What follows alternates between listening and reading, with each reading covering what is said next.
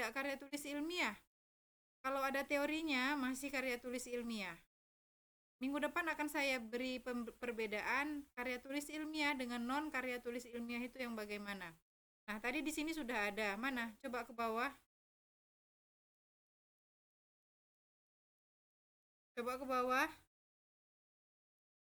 Nah, ini jenis-jenis karya tulis ilmiah ya. Ada makalah, kertas kerja, skripsi, tesis, disertasi, artikel, esai, opini, fiksi. Nah, jadi ke 9 poin ini merupakan karya tulis ilmiah. Kenapa, Bu? Karena di dalam makalah, di dalam kertas kerja, di dalam disertasi, skripsi, tesis, di dalam semuanya ini ada hasil penelitian.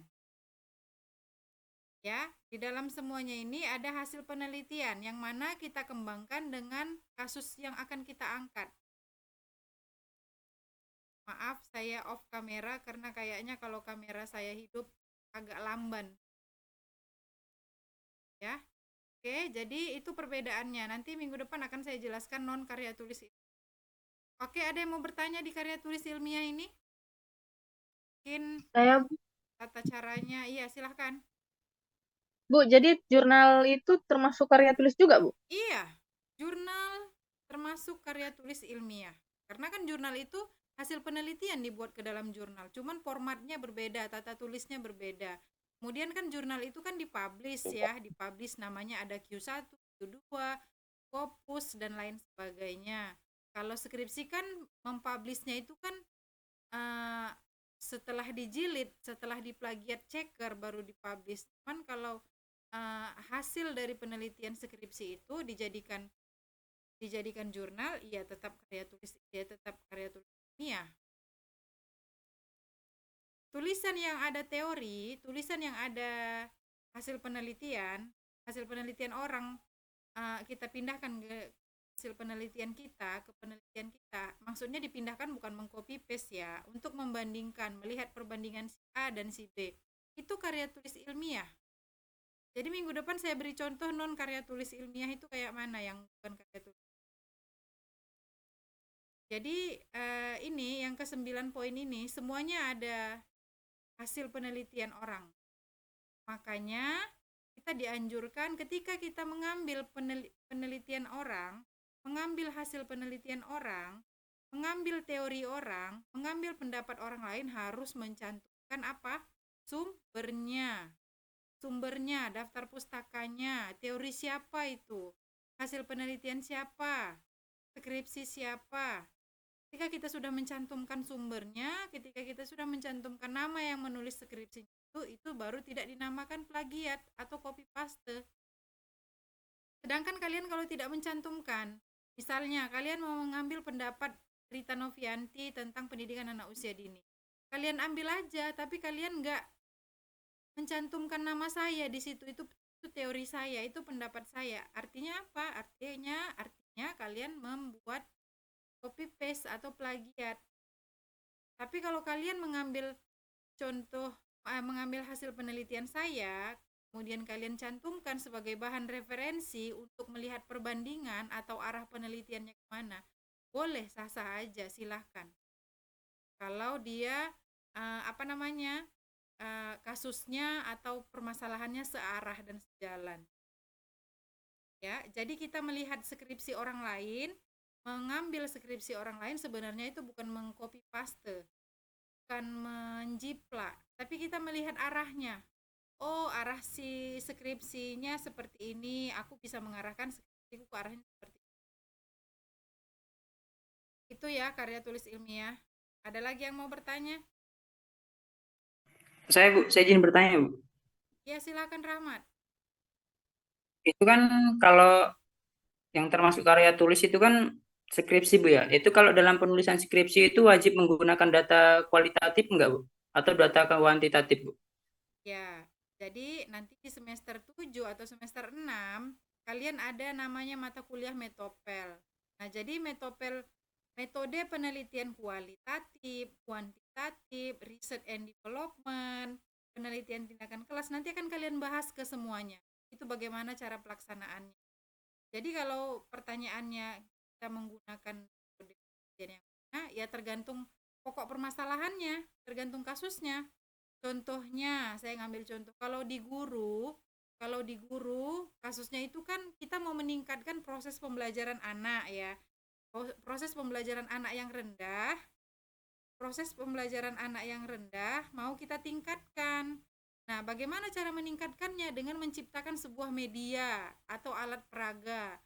Jadi metode penelitiannya itu penelitian tindakan kelas.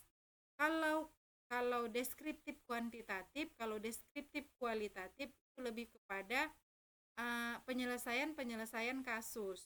Saya jelaskan sekarang pun nanti kalian nggak ngerti. Nah, jadi lebih kepada teknik penulisannya aja. Teknik penulisan skripsi pun nanti kalian akan membawa mata kuliah itu, mengikuti mata kuliah itu. Kalau nanti sudah di akhir-akhir 6, 7 gitu. 6. Jadi dalam sebuah karya tulis ilmiah memang harus ada metode penelitiannya, Rahmat. Kalau tidak ada ya nggak bisa. Mau menggunakan apa? Kualitatif. Nanti kalian bahas apa kualitatif itu. Mau menggunakan penelitian tindakan kelas, boleh. Mau menggunakan kuantitatif, boleh. Research and development juga lebih bagus. Tergantung kasus yang mau kita selesaikan, masalah yang mau kita angkat. Jadi ke-9 ini, 1, 2, 3, 4, 5, 6, 7, 8, 9 ini semuanya ada metode penelitiannya. Yang tidak termasuk itu adalah artikel, opini, dan fiksi. Artikel, opini, dan fiksi itu tidak ada metodenya, tidak ada caranya. Artikel itu kan hanya sebuah teori-teori, pendapat-pendapat para ahli, kemudian dikuatkan dengan pemahaman kita, pendapat kita. Opini juga begitu, fiksi juga seperti itu.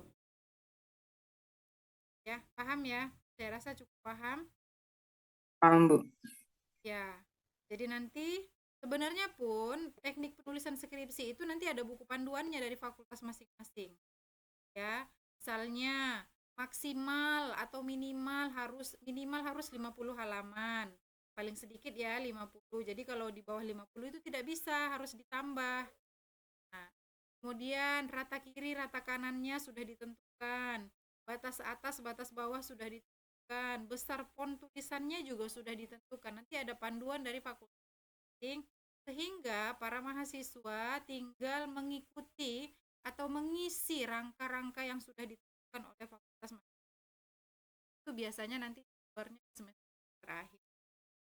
Memang kebutuhan karya tulis ilmiah ini larinya ke skripsi paling dominan. Ada lagi?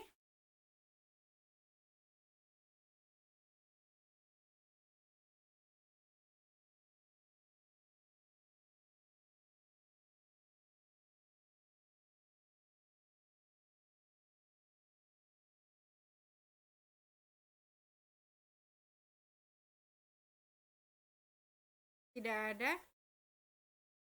Ya, saya tunggu masih ada pertanyaan terkait dengan karya tulis ilmiah. Saya tunggu masih ada pertanyaan atau tidak terkait dengan karya tulis ilmiah.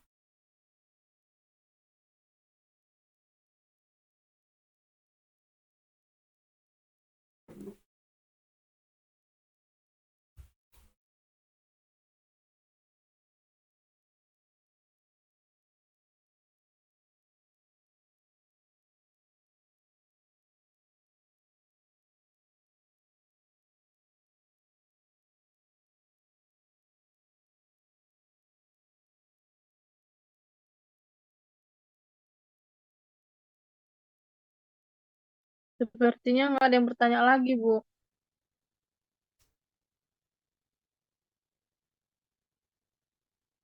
Oh iya, nggak ada yang bertanya lagi? Nggak ada sepertinya, Bu. Oke lah kalau begitu.